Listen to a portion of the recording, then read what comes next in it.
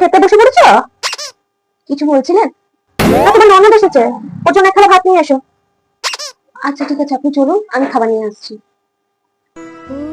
কই কি হলো? খাবারটা আনতে আনতে নিজেই খেয়ে নিলে নাকি? আসছি আসছি।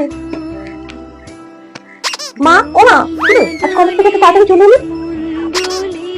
খুব খিদে পেয়েছে, তাই তো চলে এলাম। কিছু খেতে দাও না। এই খাবার আমি বেড়ে রেখেছি। আর তুমি তুমি কি খাবে? আমার খাওয়াটা হয়ে গেছে মা। খাবারটা বেড়ে যাবে, নষ্ট হচ্ছিল, তাই ভাবলে খেয়ে এবার কি খেয়ে ছোট নিয়ে বৌমা। শোনো দিদি, এই বৌমাটা নয়, একেবারে অলক্ষী। যবে থেকে মেয়েকে ঘরে বউ করে নিয়ে আসছি, জীবনটা করে শেষ করে দিচ্ছে। আমার তো ছেলে বিদ্যাভ্যাসের সাহারা, তোমার মেয়ে একটু ভাবো। শোনো, আমার মেয়ে হবার পরে না, ওর বাবা চাকরি পেয়েছে, এবারে দিন ছোট হয়েছে, আমার মেয়ে হলো লক্ষ্মী। যাও তো তুমি। এই তো মহারানী, এখানে দাঁড়িয়ে হাহাড়ি করলে চলবে?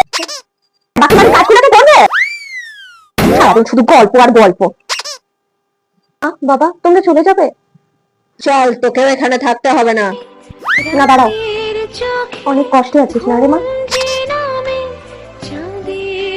শোন মা, তোকে আজকে একটা কথা বলি। এটাই হলো মেয়েদের জীবন। এইভাবে যুদ্ধ লড়ে লড়ে মেয়েদেরকে সংসার করতে হয়। ভালো থাকিস মা, আসছি।